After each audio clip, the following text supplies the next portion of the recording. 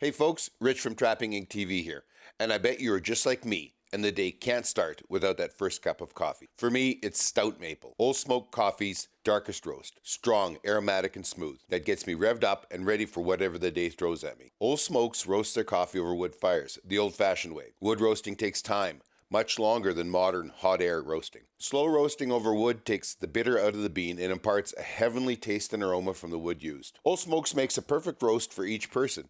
There are 5 roasts from light to extra dark, each roasted over a different wood for a unique flavor. Right now you can order from their online store and use our promo code RICH, that's R-I-C-H, and get a free travel bottle on any purchase of $45 of coffee excluding the Wounded Warriors blend. Just go to oldsmokescoffee.com, that's O-L-E smokescoffee.com, use the promo code RICH.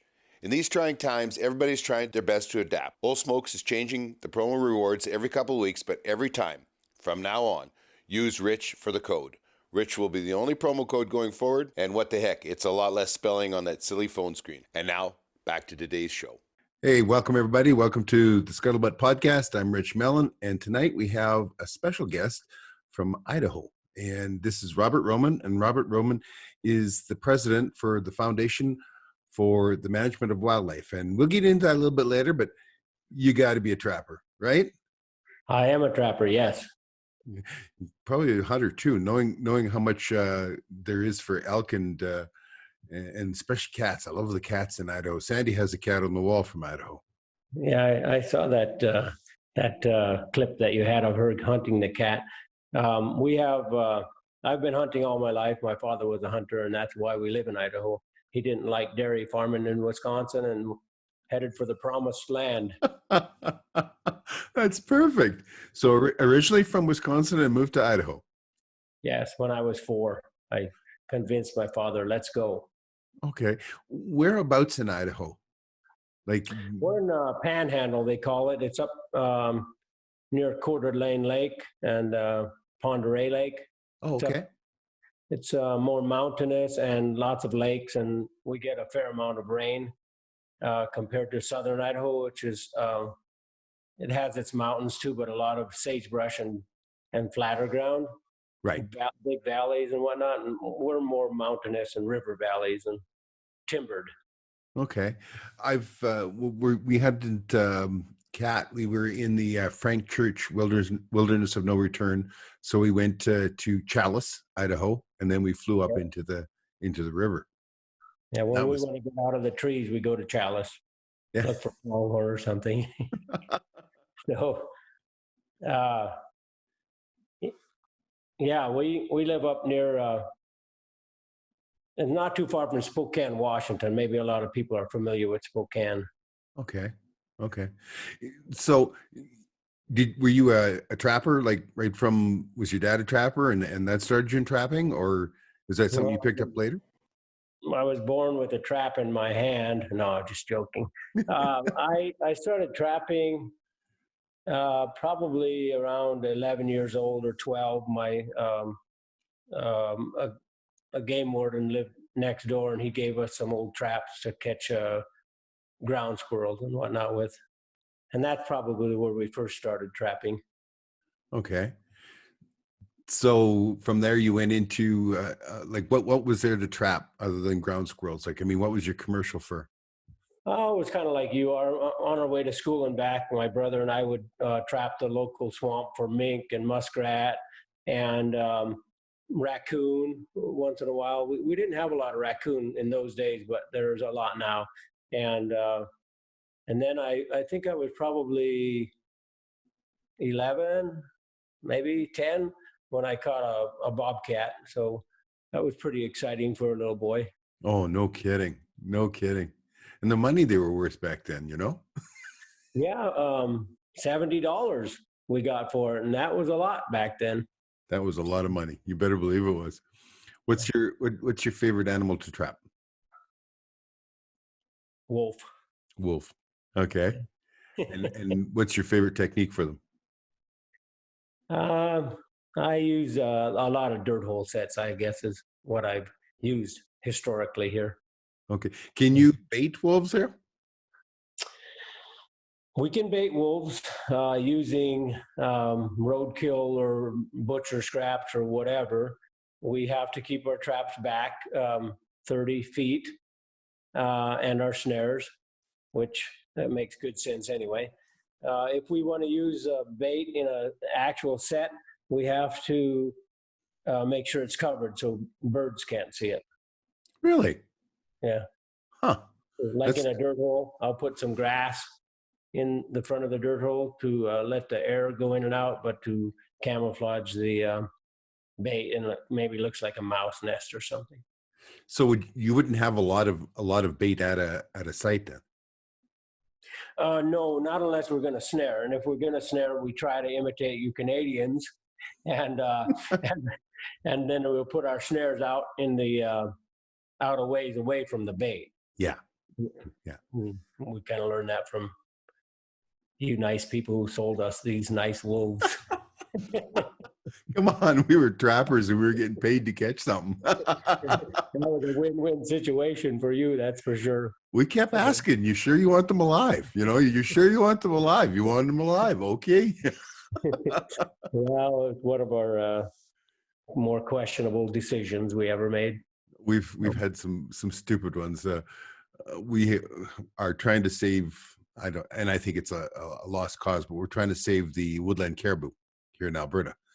And if there was ever an animal that was born with a will to die, it's a woodland caribou and a rainbow trout.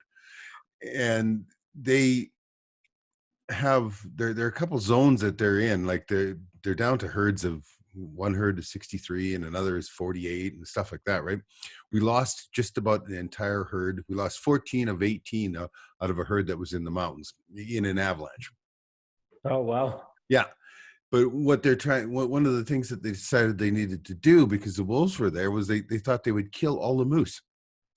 So they have they've launched big programs where we, like, no place else in Alberta other than these two wildlife management units that have caribou in it, can you hunt a cow moose. But there they were giving out all kinds of cow moose tags.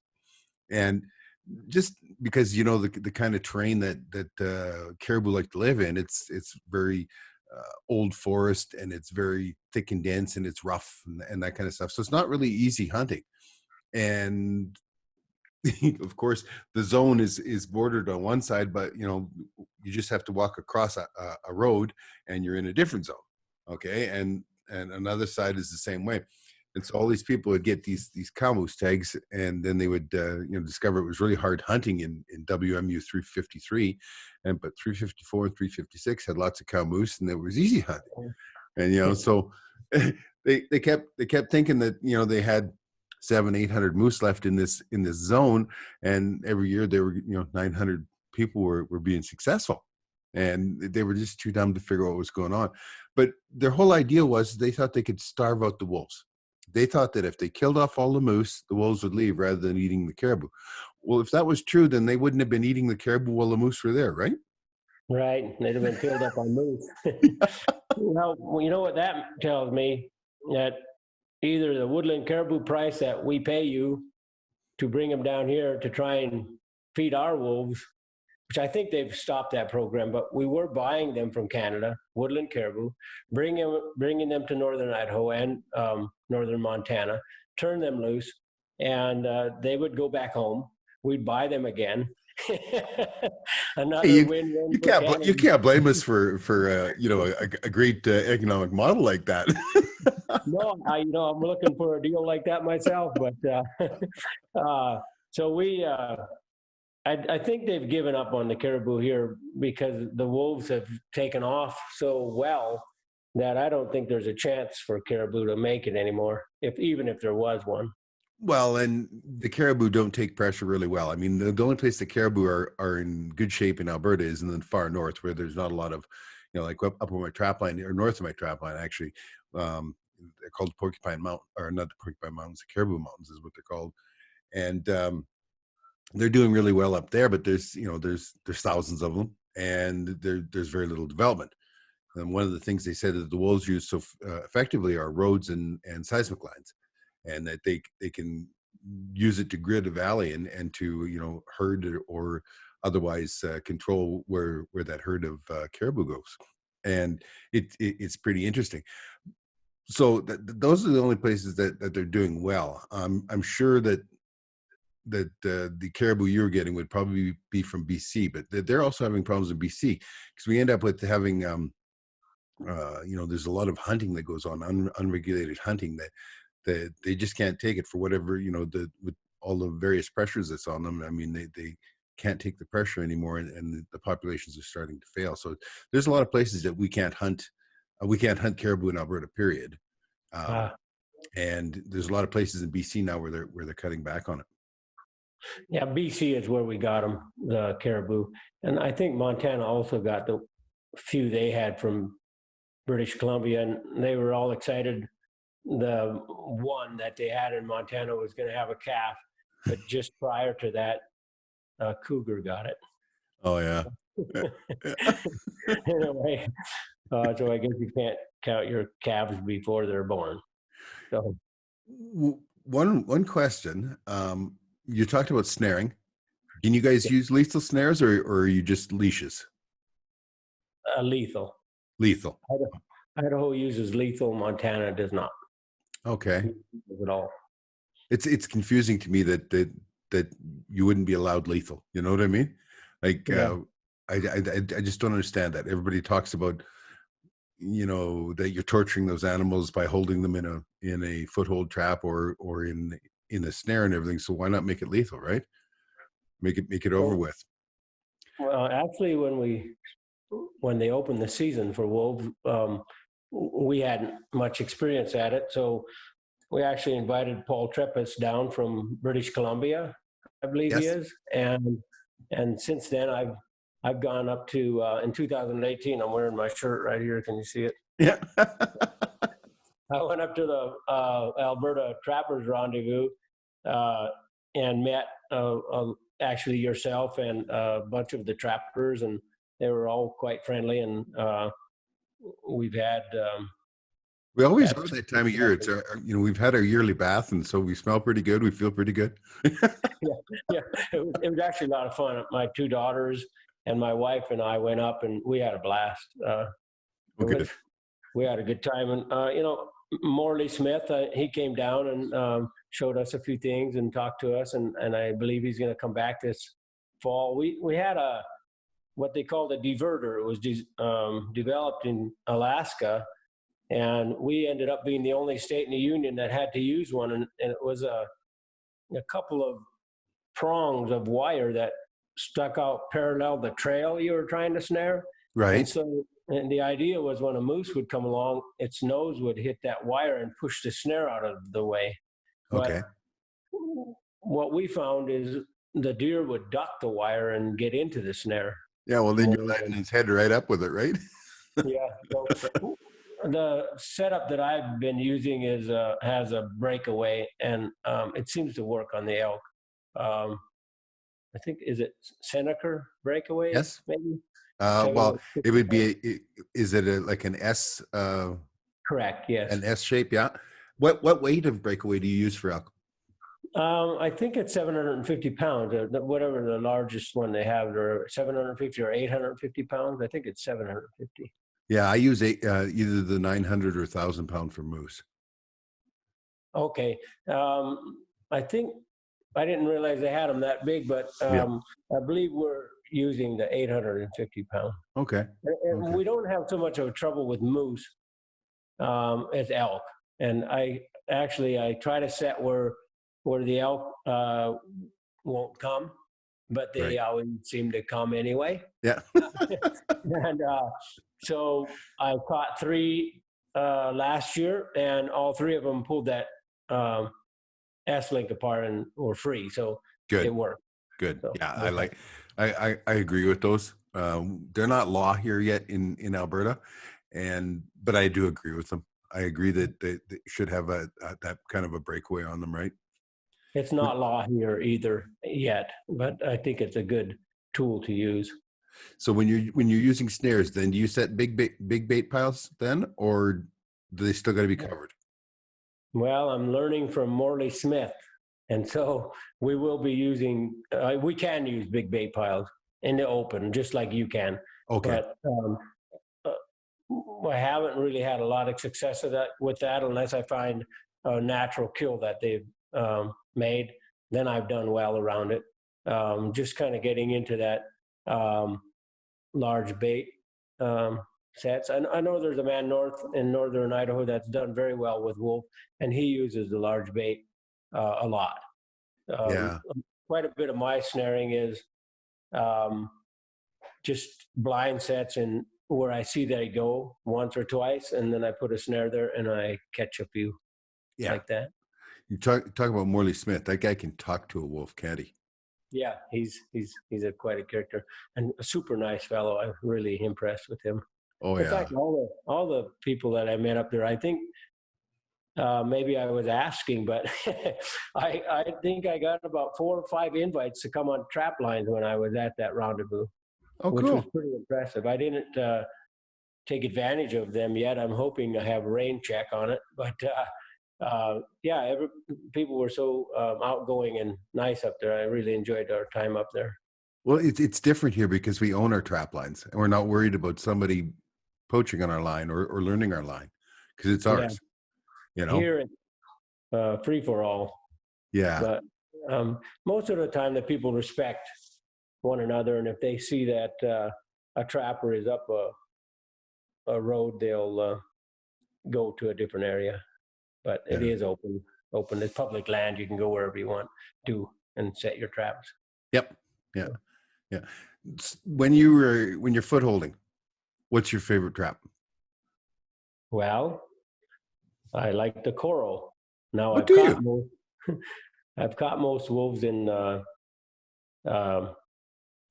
Minnesota brand 750, MB 750, but I prefer the coral. It just seems to screw into the ground solid, and it's got a nice big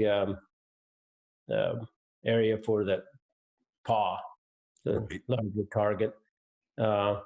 Seems to hold up well, and I think one of the real reasons I like it is because it'll just screw right into the ground. It just seems to be so solid. I've had some square traps of similar size, and they didn't, to me, they didn't set into the ground as solid as the coral. Well, James will be happy to hear that. But I'll say one thing about those round jaws that the coral has. It comes up out of the snow better than I think than a square jaw does. Yeah. You know, do you set in snow? Well, I'm still learning. I hate snow, but I try to sit underneath trees, where there's a good limb cover along the edge of an old road or whatever, so that it'll keep some of that snow and ice off. I don't know that I've really caught anything in just pure snow set. I have friends that have, but I haven't mastered that yet. Oh. After a bit, it seems they get pretty wise, and if they see any sign that you got off your snowmobile, they avoid that spot, the area. That's why you have a sleigh out behind, and you just you just step off your snowmobile into the sleigh and work off the back end and set the trap right in your track itself. We've done that a time or two, but these snowmobiles with the big flippers on the tracks set my traps off whenever I try that.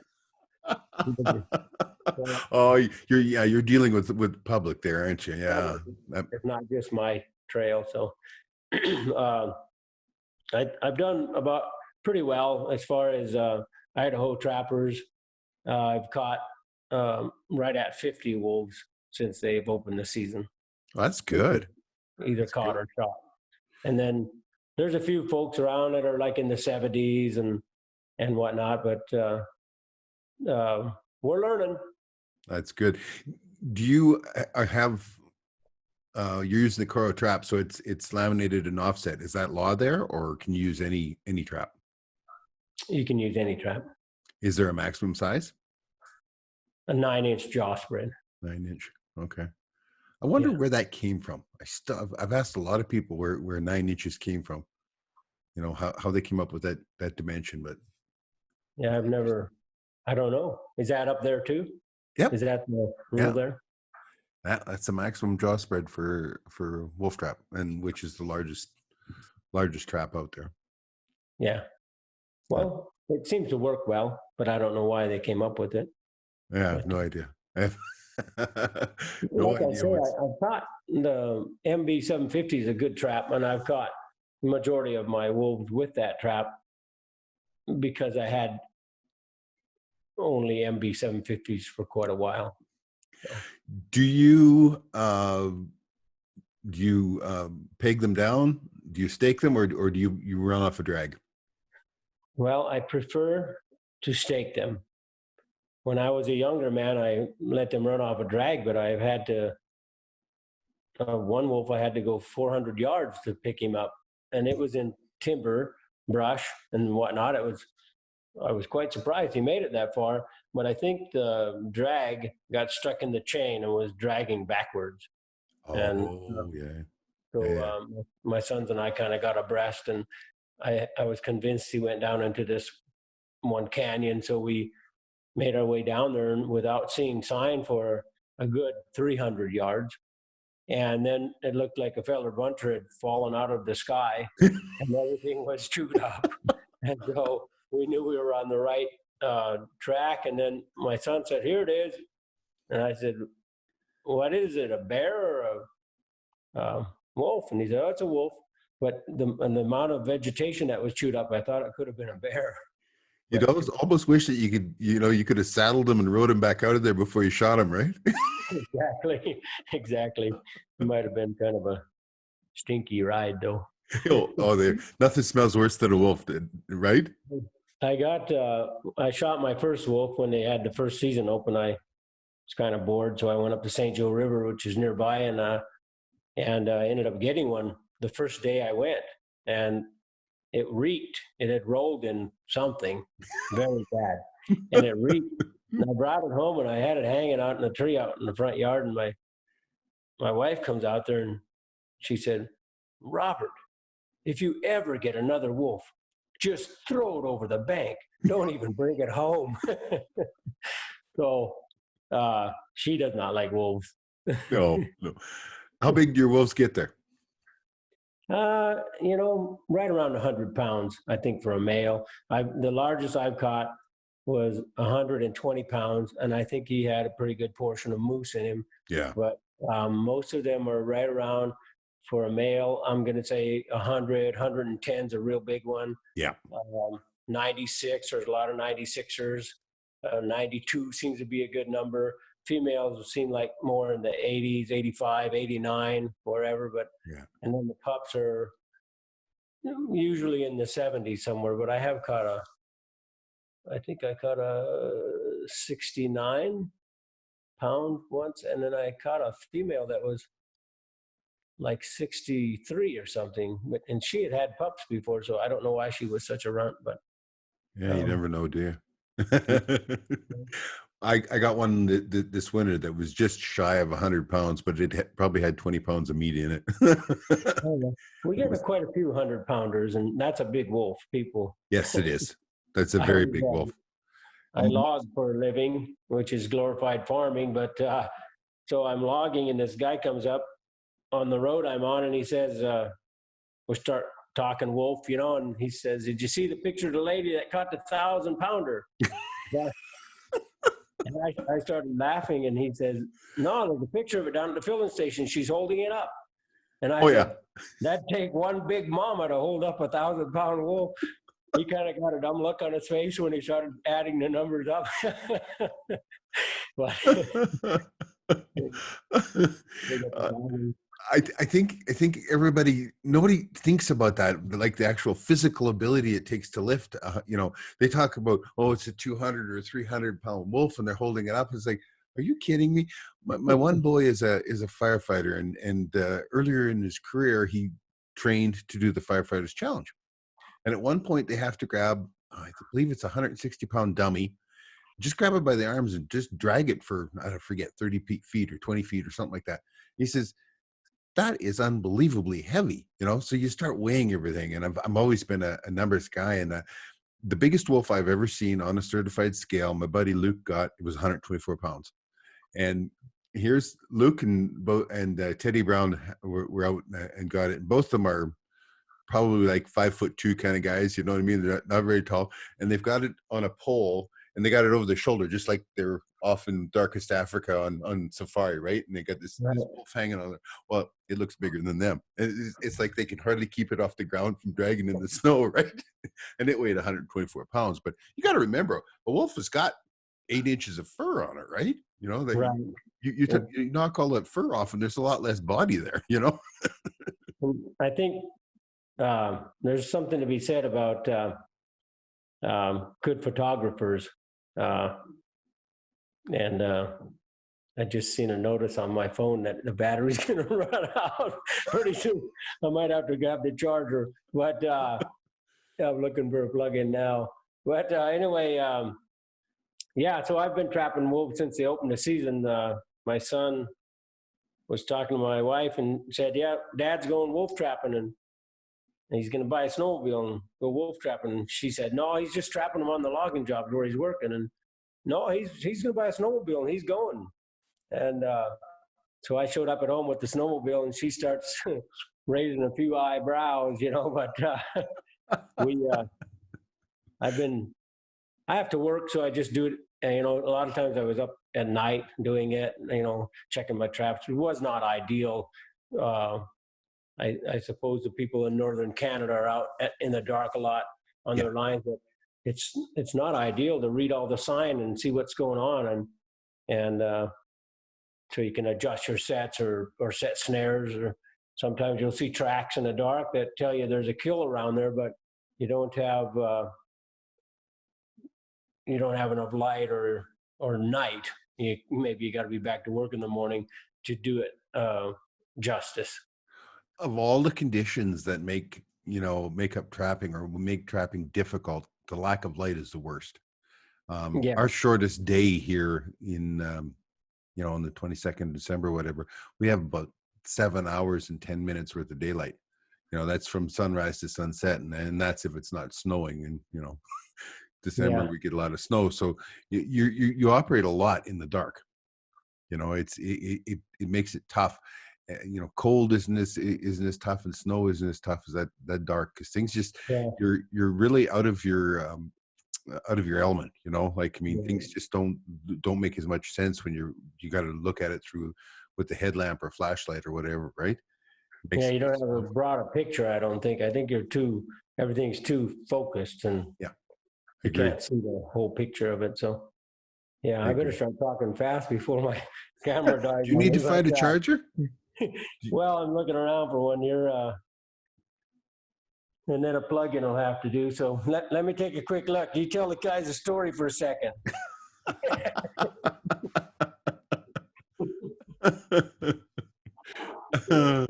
We'll have to cut this part out. Yeah, no, I don't see the charger, Andy. We'll just do the best we can here.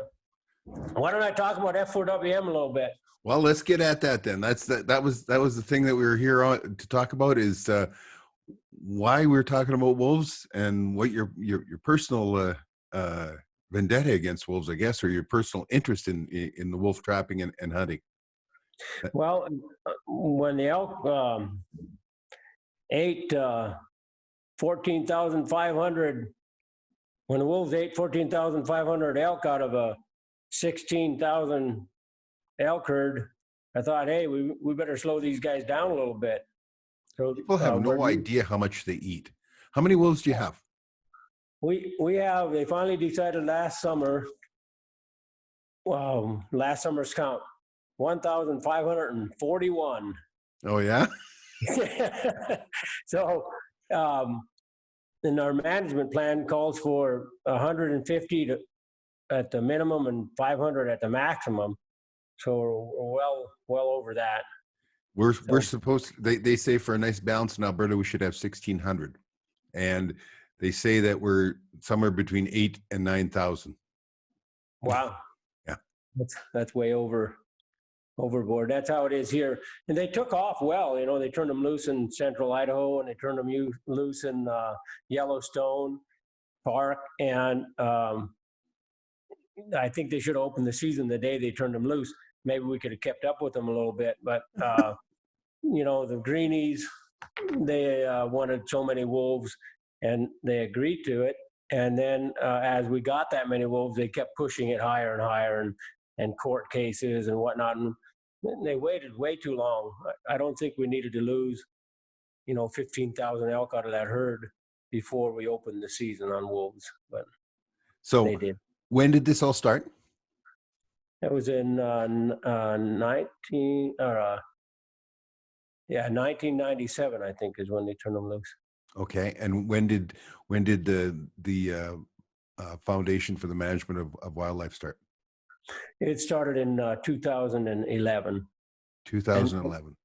Yeah, and how it started is there about 8 or 9 men in Sandpoint, Idaho, were concerned of the depredation on or the elk numbers going down, and the moose numbers going down, and the wolf numbers going up, and so they were trying to decide how we could fight it. And one of the guys said, "Well, why don't we pay trappers to catch them?"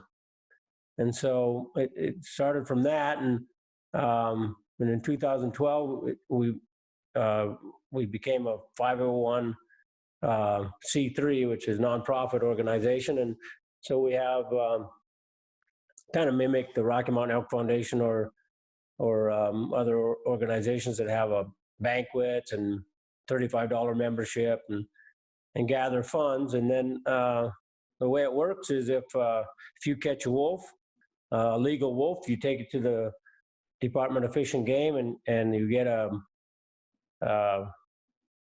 mortality report.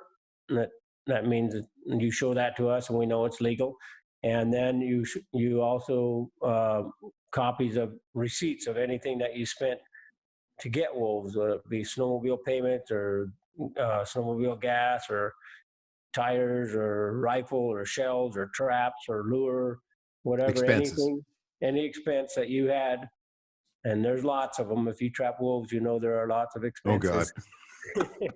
And so you present that to the secretary, and she sends you a check for anywhere from $500 to $1,000. And so far, we've spent $554,000 on 844 wolves that we've reimbursed for here in Idaho. 844. Wow. Yeah. That is a remarkable, though. I mean, that might sound like a lot of money to a lot of people, but years and years and years ago, when they were talking about heli gunning wolves in Alberta, a partner and we put in a bid for it. And at that time, we were figuring that it would cost us about $4,000 a wolf to heli gun them. Yeah. And I know that the last numbers I saw, because they have in those caribou zones I was talking about, they have a poisoning program going on where they poison wolves, and of course they kill moose to put the poison bait in. But those, even when they're poisoning, they're costing about $7,000 a wolf. As hard as that is to believe, that's what it's costing, is about $7,000 a wolf. So I don't know what it would normally cost there, but for you to get it's $9,000 for the Idaho Wolf Control Board to take out wolves that are catching cattle and sheep. Costs them $9,000 a wolf. So there you go. We're getting it done for $656 a wolf by volunteer and sportsmen, trappers and hunters. Well, that's the way it is, though. I mean, the day that you don't have trappers out there on the land removing wolves and coyotes for free, God help us all. Correct. It's one of the things here in Alberta. We ship 40,000 coyotes a year off to the fur market. Well, the day that we don't do it the trappers don't do it for free, now it's going to cost how many millions of dollars for the government to pay somebody to do it. Well, you take 900 wolves times 9,000. That's $8.1 million that those wolves would have cost the government, right? Correct. Yeah. It's our program's working. There's a lot of benefits that we're getting besides just reimbursing trappers for wolves, and that's we're bringing. We work with the other organizations in Idaho, whether it be the Idaho Trappers Association or the North Idaho Fur Takers or the Hound Hunters, the Cattlemen, we've been working with a lot of these other organizations, and we come to a table and discuss problems and how we can resolve them before we take it to um, the Fish and Game or the commissioners to get some season changes or equipment changes or whatever. So we brought a lot of unity um, with these other organizations, and it's really helped um, our cause here in Idaho to keep trapping in general um, vibrant, and also to lower the wolf numbers and things like that. I'm sensing that you're getting a lot of cooperation from the government. Is that so? We love each other and we hate each other. We work well with them, and sometimes they don't like us, and sometimes we don't like them, but we do work well together. And we've gotten some grants from them in the neighborhood of $10,000 an area.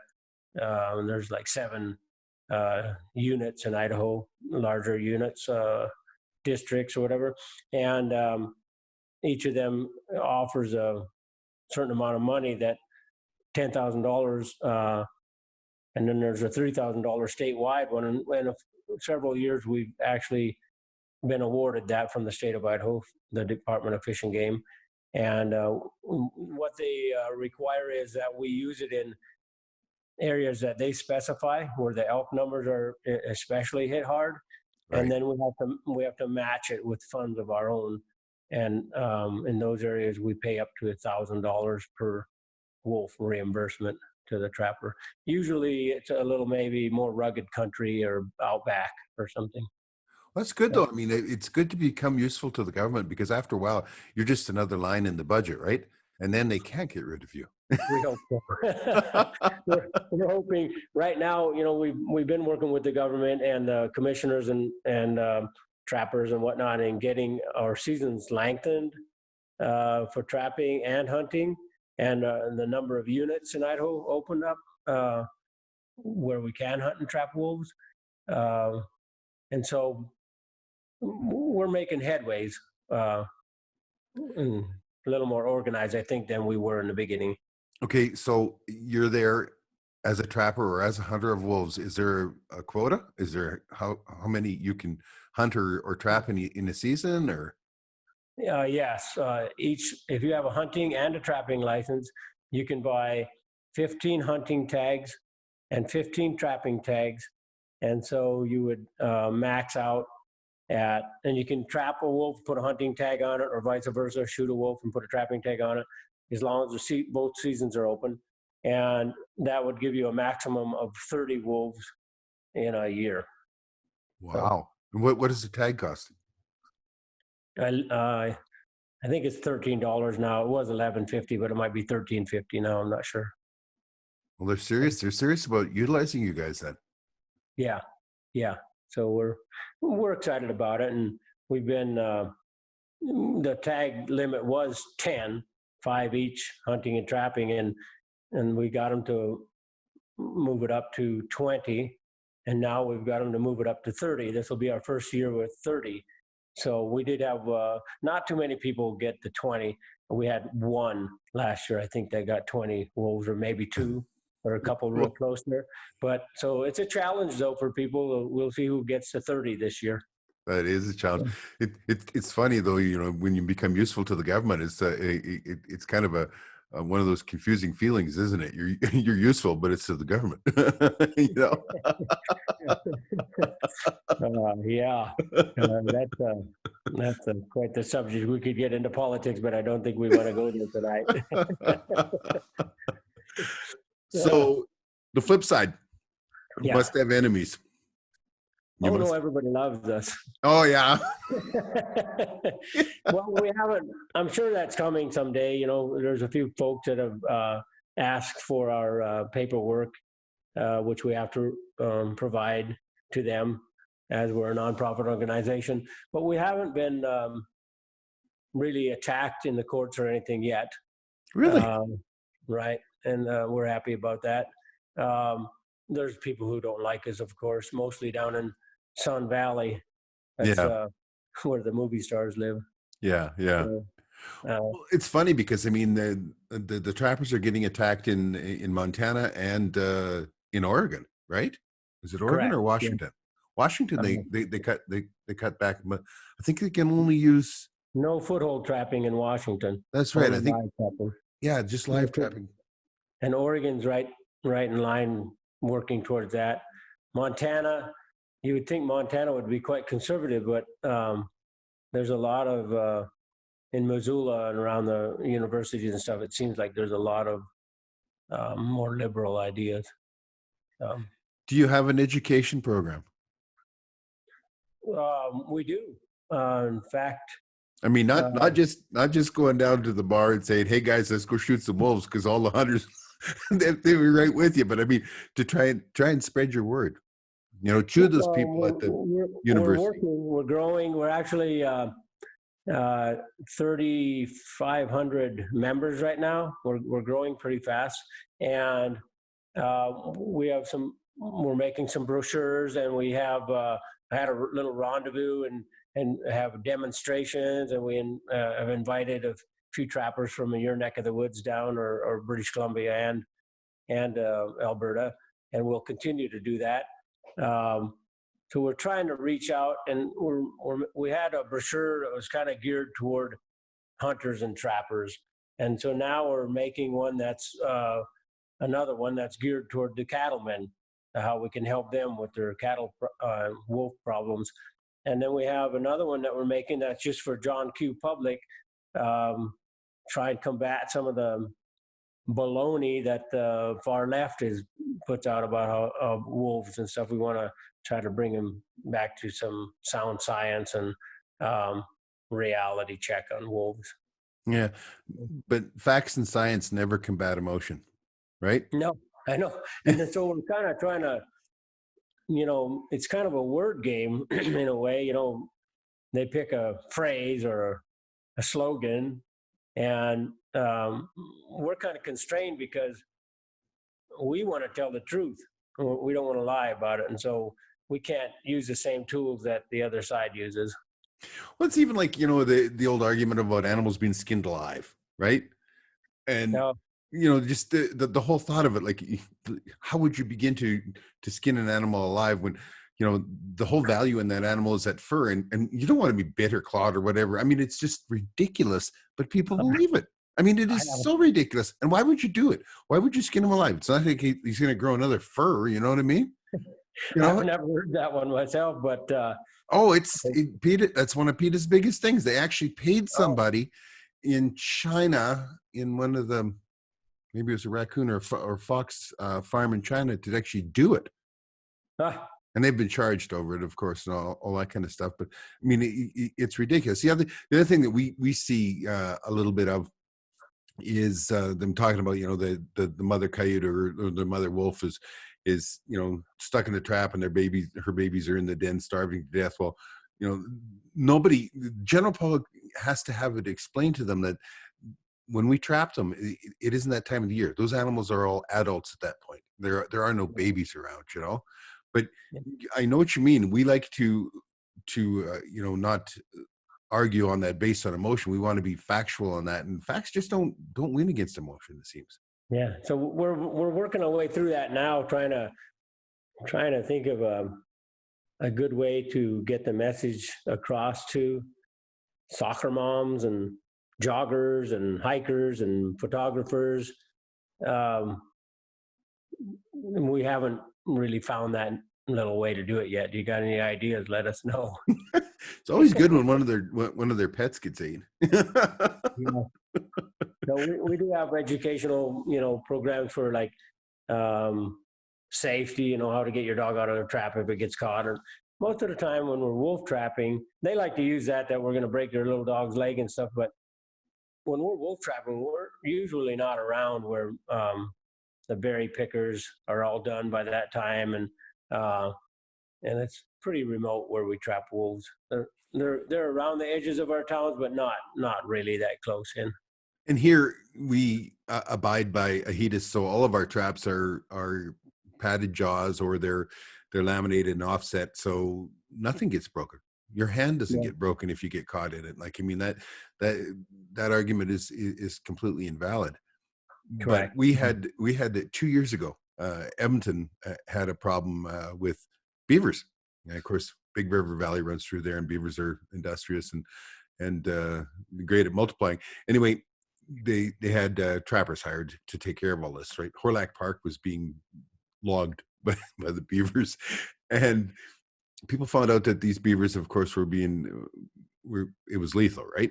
Because you just can't take a beaver from one pond and go throw it in another pond. Right away, there's a battle. One of them ends up dying or getting pushed off, and then Mother Nature has all kinds of wonderful plans on for her denizens. I mean, how the rest of their life is going to go. All you did was just delay it dying and made it that much more miserable. But it was a big protest and everything, and it got down to the point where they'd actually stopped the trapping. And then one of the people's dogs went out swimming in Horlack Park and swam too close to a beaver. Beaver grabbed a hold of it and drowned it. Well, then we were back to whacking and sacking beaver. Yeah. I see the beaver is starting to be quite a thing in Oregon. They're trying to stop trapping of them. They say that they're making habitat for the Chinook salmon and whatnot. And so, and that's the biggest farce ever, because if the dam is there, the Chinook salmon can't get up there. correct. So, but they're using that for leverage with the John Q. public who don't know any better. So that's why we need to educate the public on what the truth is. And it's the same thing as with any power dam that you have on a river or whatever. A beaver dam is a settling pond. So what happens if there are any eggs or spawned out in there that covered with silt. They get covered in silt and everything dies. We had that problem in our grayling rivers and that here in Alberta, right? Beavers, they get to be too many beavers. They get in there, they dam the place up, and then pretty soon the fish can't get up there to spawn, or they do spawn and the eggs die out because of the silt settling over. So once again, while it sounds like they've got that great emotional argument there, the science isn't there. Correct. Yeah. But a lot of people don't stop long enough to consider. It's just like the 1,000-pound wolf that the lady's holding up. Yeah. People aren't stopping and adding the numbers up. And it's the same with the beavers or the wolves or anything. They're not stopping and putting right reasoning to it. No. And the whole problem with animals is that you can't put them on the shelf. We can't take all these moose and set them on the shelf and wait for next year or whatever. I mean, nature's got her own plans for it, and there are so many other variables that's involved, as you've discovered, when wolves can eat their way through a lot of elk in a big hurry. We discovered that, yes. So how are your elk herds doing? Hey, Rich here. Sandy and I are pleased to announce the launch of our exclusive community, Trapping Inc. Nation. We've created the community to connect more closely with our fans, friends, and supporters without the interference and censorship of social media companies.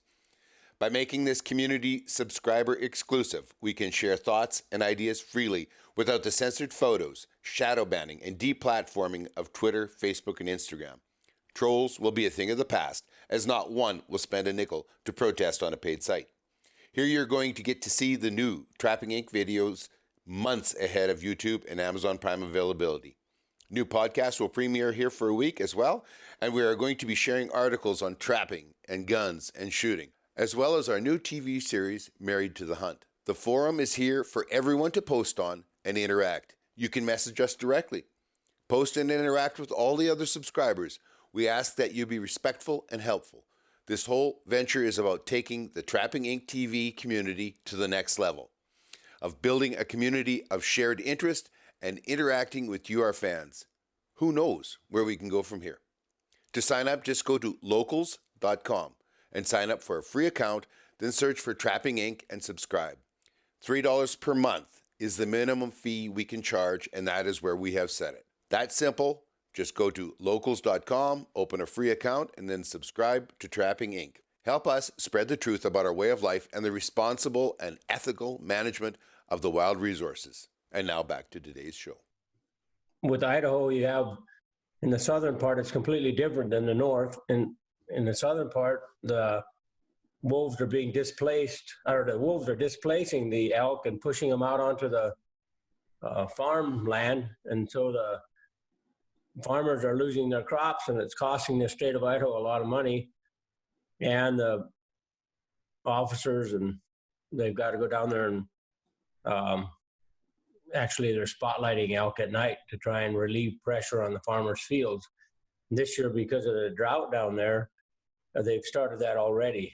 Up in the northern part, we don't have that problem so much. We have a little bit with the wolves pushing the elk around, but we don't have near the farming up here. And so our problem is the backcountry. The elk herds have been devastated by the wolves. Okay. So are the wolves being pushed out down into the farmland down south by the wolves, or is there not enough wolves to control them? What is in the farmland? The wolves are pushing the elk out of the mountains into areas where elk never used to live, but the wolves aren't following the elk. Oh, okay. I got you. So for the elk, it's a choice of live in the mountains where they historically lived and get chased by wolves every day, or move down to the farmers' fields where there's lots of food and relatively safe because humans are nearby. Yeah, it's amazing that interaction, how that works between ungulates and humans, how they become used to that. We had a situation here in one of our wildlife management units, and it boundaried on a river. Okay, the dividing between the one unit and the next was this river, and on the north side of the river, just a mile or so from the river, it started into agricultural farmland. Well, the elk would come in every night, and they would be up and down through that through all that farmland, and they're doing a huge amount of damage. And they were getting into bale yards, and we were paying big dollars to take and protect these bale yards, put up fencing and all that kind of stuff. So they ended up putting out a bunch of tags for these elk. Well, what ended up happening, and we discovered later, was that we were not trying to drain the elk of just that one management unit.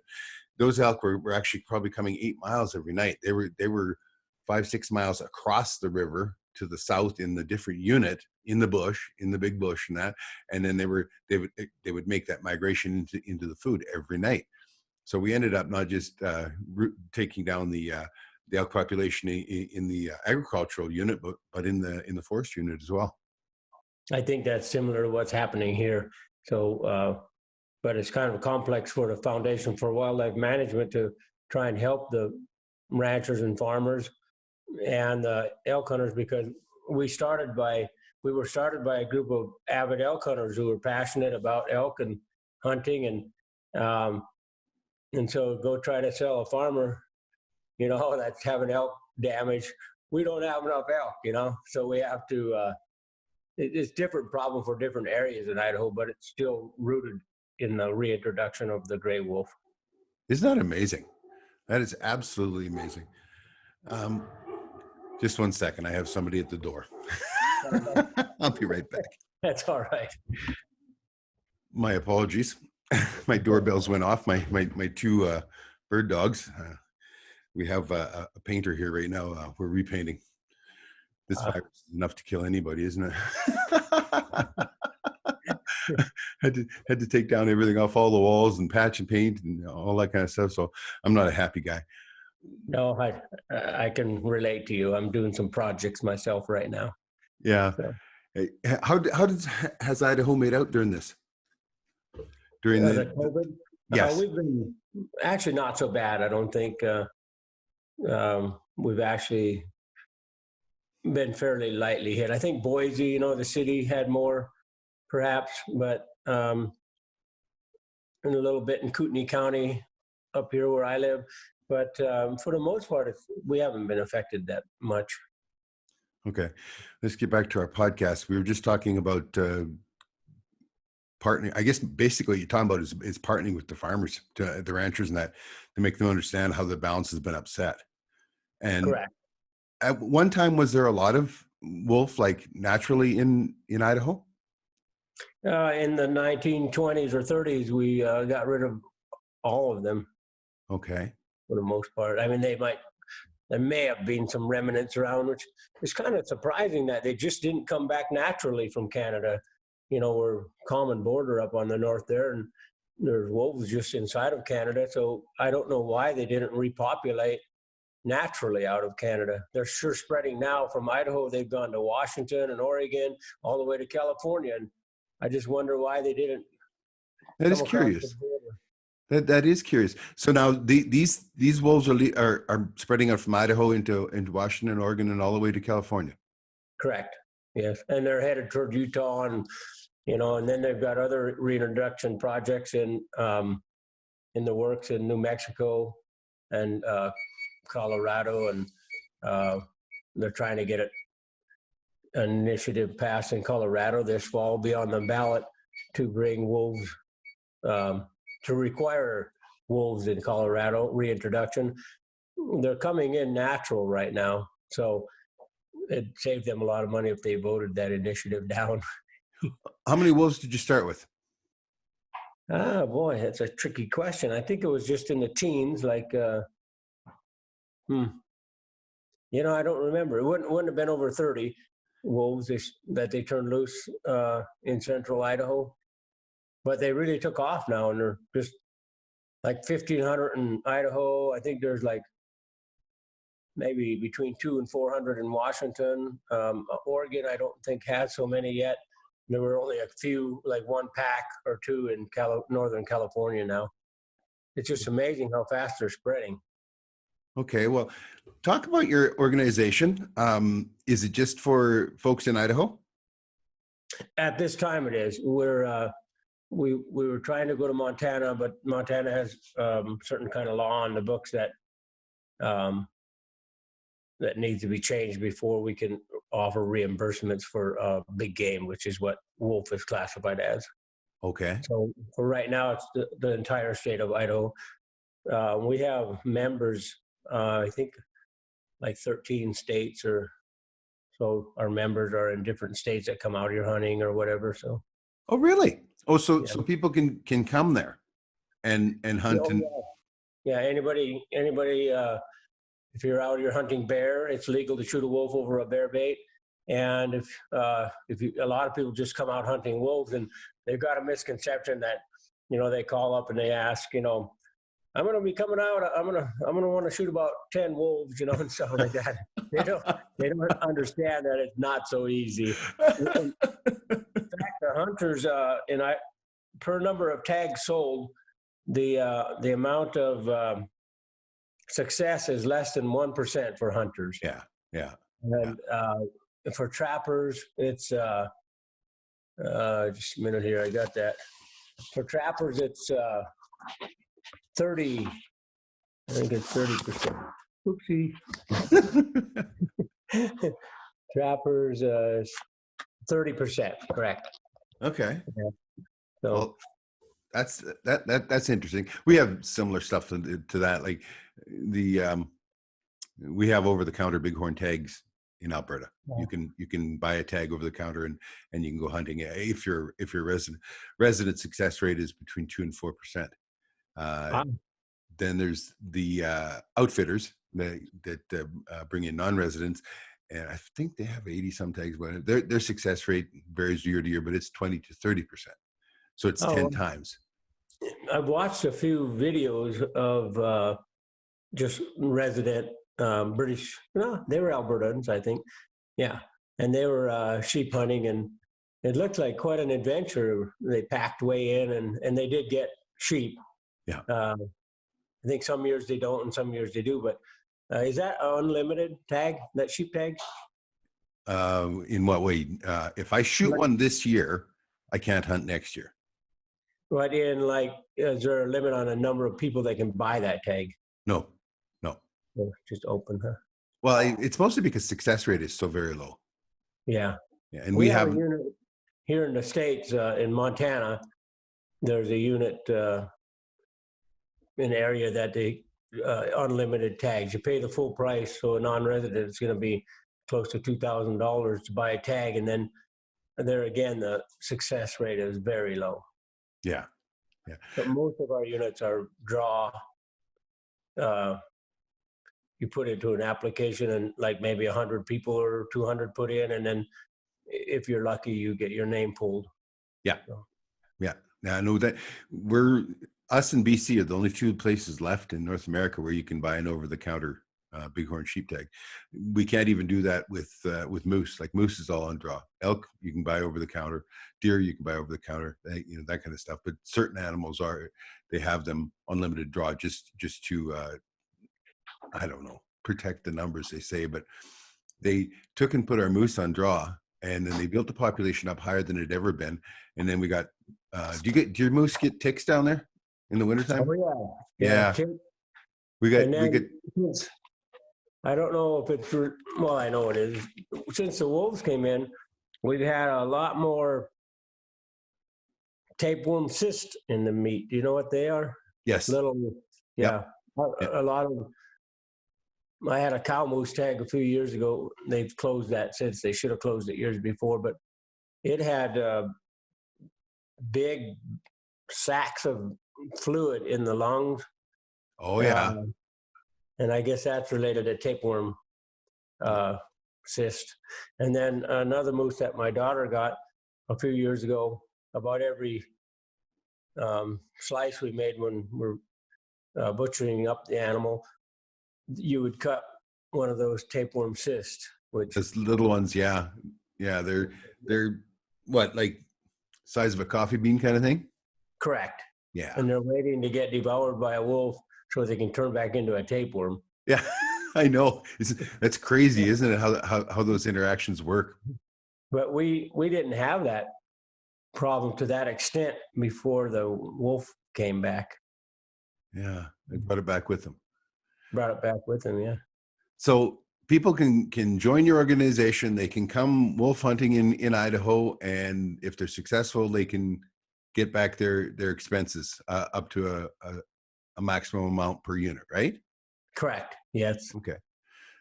Tell everybody what it costs and where they can find you. Okay.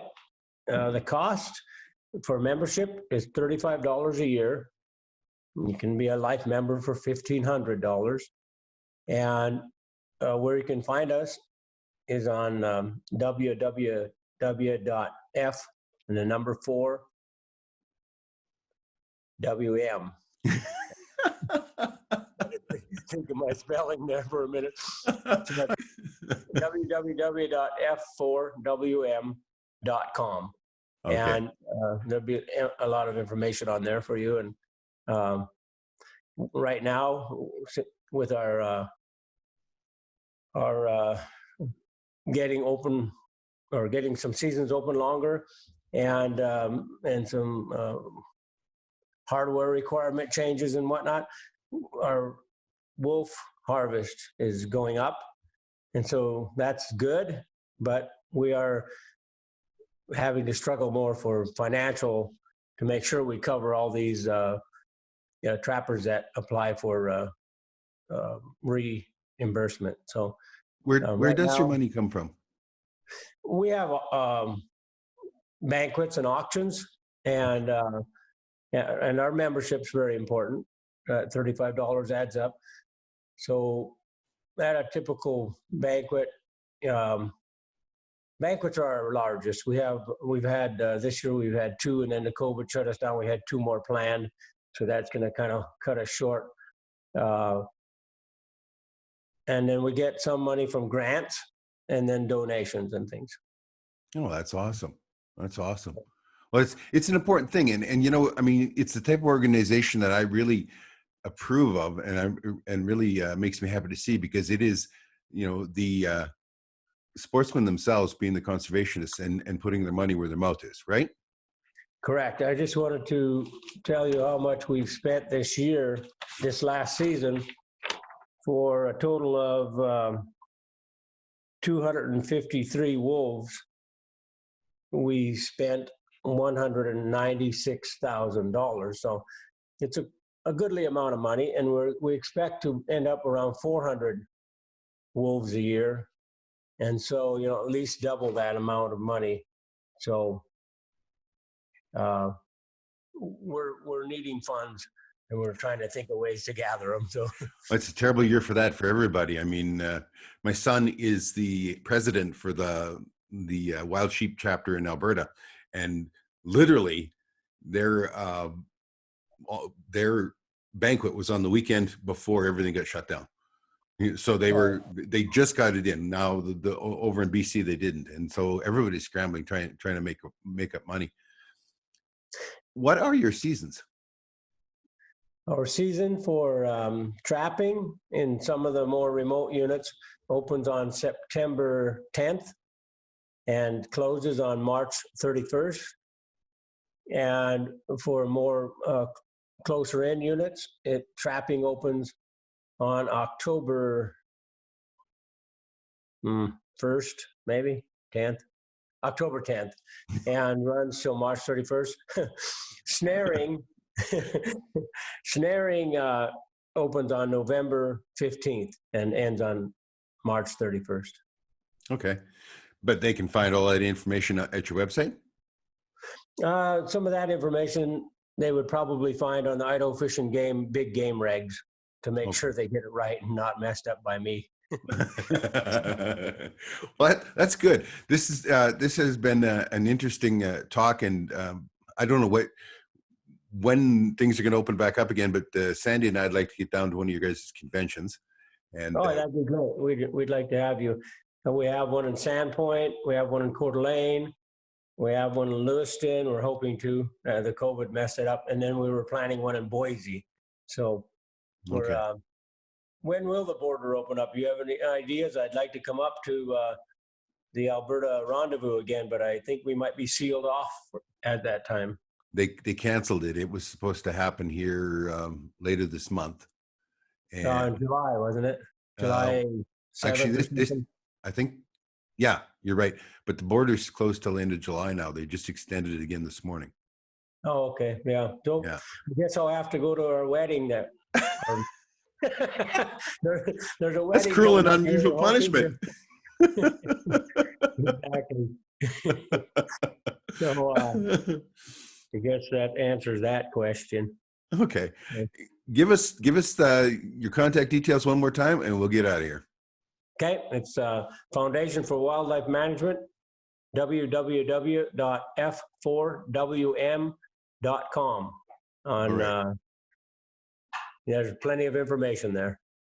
It has been a pleasure, sir. And thank you for taking time. We've had a couple of issues, the dog doorbell and your phone going dead, but we got it done. I'll get this up here in the next week. You'll see it. Been a pleasure, Richard. Thanks. Take care. Thank you. Bye.